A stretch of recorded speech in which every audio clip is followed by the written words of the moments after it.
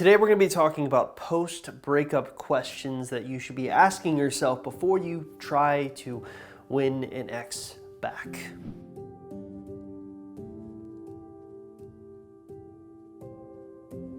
Now, I have been known pretty exclusively as helping people try to get exes back. In fact, if you look around on this YouTube channel or my website or my podcast, a lot of times that's what we're focused in on.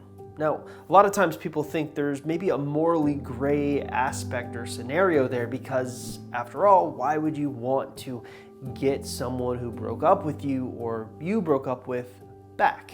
But the truth is a little bit more complicated than that. Now, while I will 100% level with you and agree that I definitely do film, write, and record a lot of types of content around helping people understand what it takes to get an ex back, I do want to point out that I am always consistently saying you're not guaranteed to get an ex back, and in some situations you shouldn't be trying to get an ex back. And this video is a response to people who think that I don't do that due diligence, that I only just try to help people back in their own specific situations, no matter what the situation is. That's just simply not true. In fact, there are many times that someone will pay us for coaching. We'll read their write-up and we will determine that this is not a scenario in which they should be trying to get an ex back. Or we'll even think this is a scenario where we don't have the skills to help them get an ex back, and then we'll refund them their money. And they usually aren't very happy about this. But in order to kind of cut off some of these issues, I want to talk about 5 post-breakup questions that everyone should be asking themselves after a breakup. Now, the goal of this video isn't to make people angry or dash people's hopes of success. More simply put, it's just simply helping you ask the necessary questions that you should absolutely be asking after your breakup on whether or not your ex is someone worth pursuing. Now, if you don't want to listen to this entire video or you want the quick, fast route where we kind of do this work for you, that's why we put together a special quiz on my website, exboyfriendrecovery.com. It's called the Ex Recovery Chances Quiz, and it basically asks you not just 5 questions, but 25 to 50 different questions, basically zoning in on lots of different aspects of your relationship with your ex, of what you're like personally, of what your ex is like personally, and then we kind of combine all that information and give you an ultimate idea of what kind of chance you have of getting your ex back, so you know whether or not that's a good pursuit for you. Now, if you want to take that quiz and you're not really interested in watching this whole 10 to 15 minute video, just simply look in the description link below this YouTube video and click on it, and you can take the quiz and get started right away. But if you are interested in understanding the 5 questions that you should be asking yourself post-breakup, stick around. So, first things first, let's set the game a little bit. Before I tell you what these 5 questions are, I do kind of want to explain how you should be viewing them. Now, I'm going to be asking 5 yes or no questions throughout this video. If you aren't able to answer yes to at least 3 of these questions, then you should not be trying to get an ex back. You are not an ideal candidate to not only succeed, but succeed and stay together, because that's really what we're looking at here. So keep that in mind. Again, the 5 questions, the 5 post-breakup questions that we're going to be talking about in this video are going to be yes or no questions. And I will be expanding on them and helping you understand how they work and what you should be doing to answer yes or no. But ultimately, if you aren't able to answer yes to at least 3 of these 5 questions, then you are not a great candidate for trying to pursue getting an ex back. You should just be pursuing getting over an ex. Let's begin. Question number 1. Am I the protagonist of my life anymore?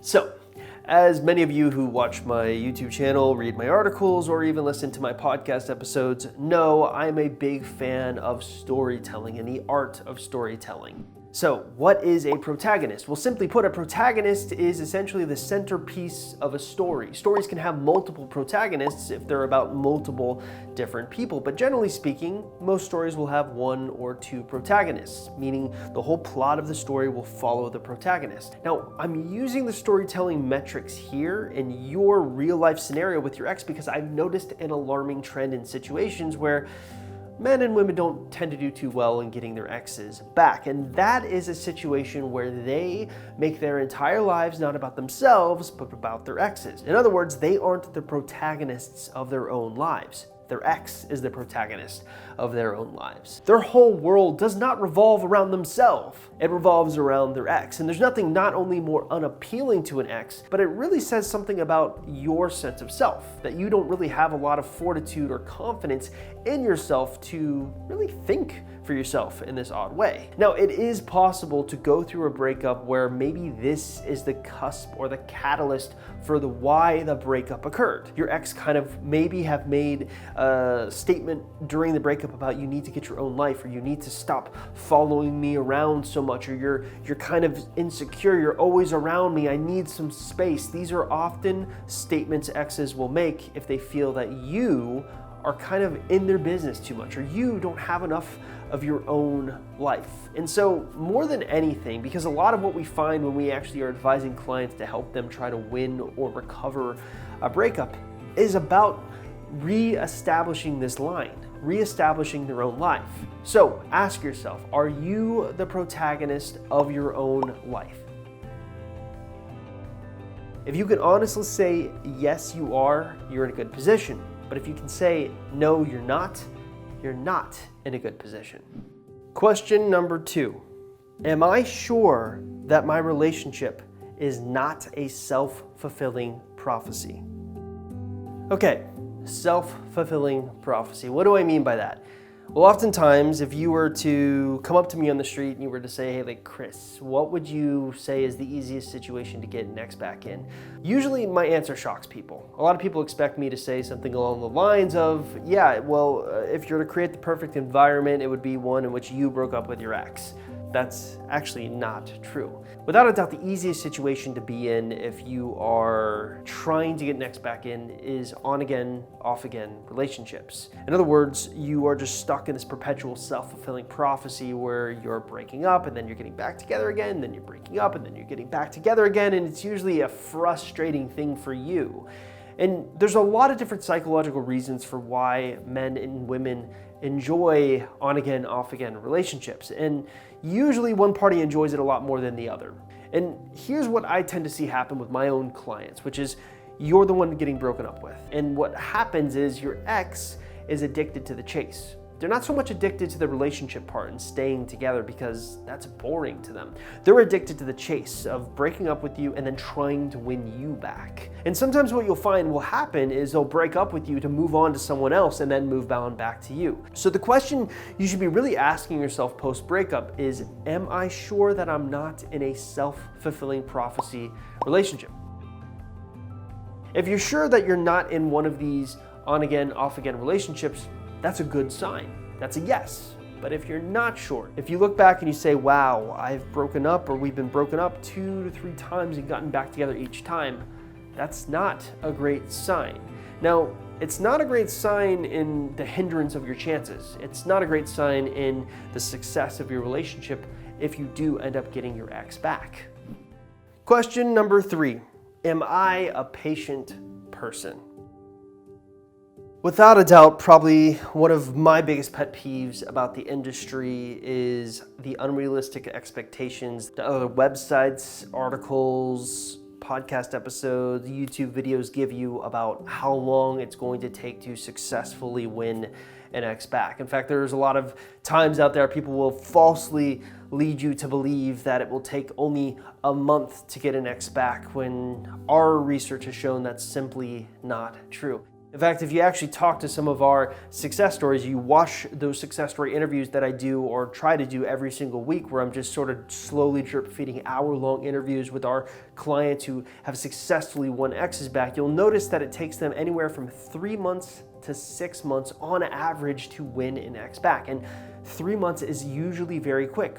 We've had cases where it's taken years for some of our clients to get their exes back. This isn't the type of thing that works well if you're not a patient person. And unfortunately, sometimes you can go by our private Facebook support group that you get access to if you buy into our program, and you can see there's not a lot of patient people on there. And it's understandable for why people aren't patient after a breakup. They want results now. We live in this society where we almost get results instantly. And unfortunately, going through a breakup and going through the program that we've created isn't a fast process. In fact, it's designed that way. Actually, if you actually go back to some of my YouTube videos, you'll know there was maybe one YouTube video I did and it was structured around the fastest way you can get an ex back. But the truth is, even me trying to dumb our process down to get you results as fast as possible still takes an extremely long time. And even in that video, I mentioned multiple times that this is not the ideal way to go.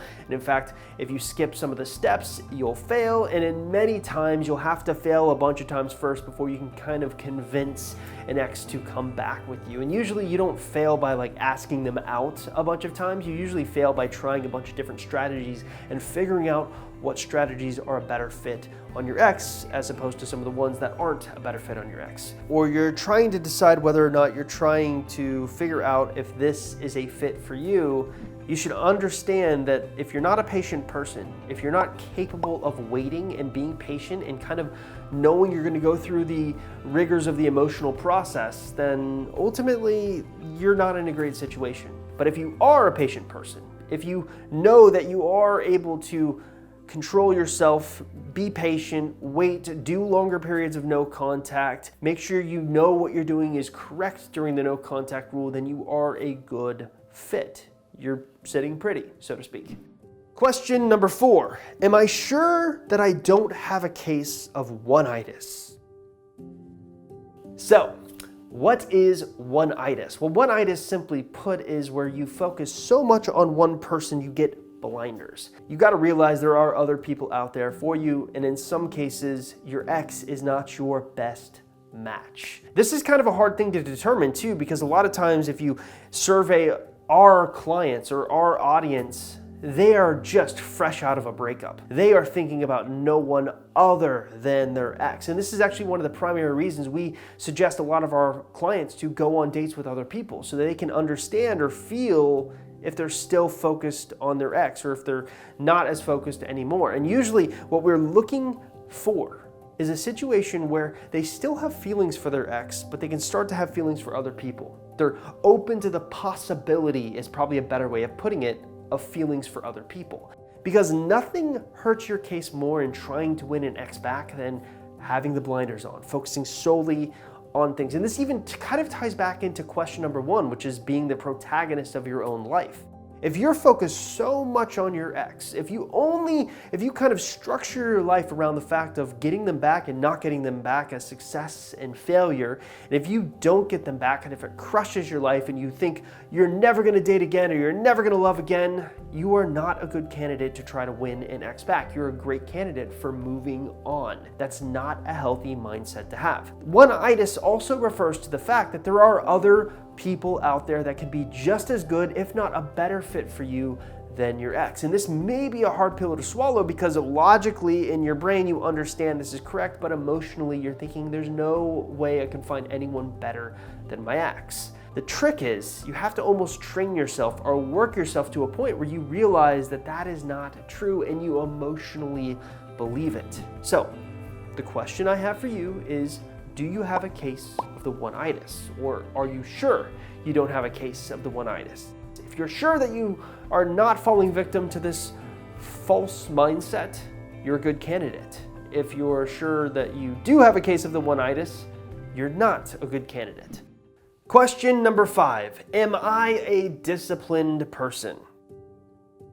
Okay, so I guess the best way to put this particular question is not by framing it in terms of discipline with the no contact rule. That's an obvious part. You know, the most disciplined people tend to be able to implement no contact rules without failing one time. Unfortunately, most people aren't disciplined after a breakup. In fact, 80% of our clients who try a no contact rule will fail it at least once. But when I'm talking about discipline, I actually think it's good to refer back to the quiz that I was talking about at the beginning of the video here. So I talked about this Ex Recovery Chances quiz, and we ask a whole bunch of questions throughout that quiz about your discipline and how disciplined you are and how calm you can be. And there's a reason for why we're asking people to do that, because most of the time, If you look through our success stories, you'll see they are extremely disciplined in how they approach things. In fact, there's a lot of times you'll talk to them and even I'll be blown away by the level of discipline they brought to the table, where they're charting exact scenarios out of how often their ex texted them, the word count that they texted them with, what the topics were, what kind of topics worked, what kind of topics didn't work. All of that stuff requires discipline. It requires you to be patient and it requires discipline. So if you really think about it, patience, which is one of the other questions we ask, is all about waiting. It's the ability to stay calm when waiting. Discipline is almost always about execution. Executing the fact that you're not going to break a no contact rule. Executing the fact that if you get on the phone with your ex or you see your ex in person for the first time, you're not going to overstay your welcome and kind of blow your shot in one fell swoop. Discipline is all about execution. So the question I have for you is, are you a very disciplined person? If you are, you're in a very great position to attempt this process. If you're not in a good position to attempt this process. I would even caution you to try to move on. Now, I do realize that even though I'm making this video trying to lay the foundations or kind of picking and choosing how we view our more successful clients, most of you guys aren't going to listen. You're going to go through this video, you're going to maybe be upset about the fact that you feel like, well, maybe I'm not as disciplined as I need to be. You're still going to do what you want to do, and that is okay. Because the beautiful part about the 5 post-breakup questions that I just talked about is it doesn't always have to stay a yes or a no. You can always change it either way. The discipline thing is something that you just will have to make a conscious effort to improve. The patient part is just a conscious effort to improve. For some of you, that improvement may become natural. For others, maybe it's not so natural. But the important part is that if you go through these 5 questions and you're not able to answer yes to at least 3 of them, you can still change them to a yes in the future. You just have to work a lot harder than just natural born people who have some of these situations. So that's going to do it for this particular video of my YouTube channel. Now, if you haven't already, make sure you take that quiz that I was talking about at the beginning of this YouTube video. All you got to do is simply look in the description link below this YouTube video and click it. Also, if you haven't liked, commented, or subscribed to our YouTube channel, please do so. Every little bit helps. I'll see you next time.